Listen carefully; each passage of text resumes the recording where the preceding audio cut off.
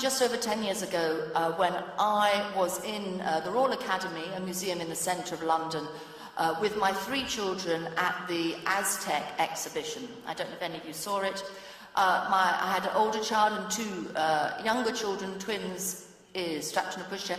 And one of my children, 3 years old, shouted, and I've never denied he shouted, "Monster, monster," at this statue which looked just like a monster.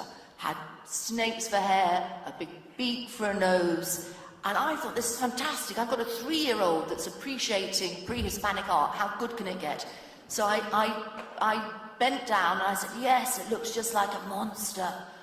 And at that moment, a room warden came over, a gallery assistant came over and said we were being too noisy and threw us out. Wrong family. I was at that time a journalist with the Guardian newspaper, and 2 days later wrote a big piece in the Guardian about being thrown out of the Royal Academy.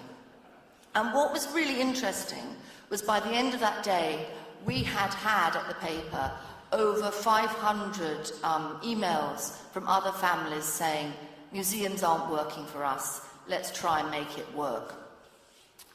So that's what we did. In The Guardian, we set up a campaign. We called it the Kids Museums campaign, but it didn't really exist. It was just a few pages. We ran loads of stories on it. I began touring the country, talking about how to make your museum family-friendly. I was a journalist.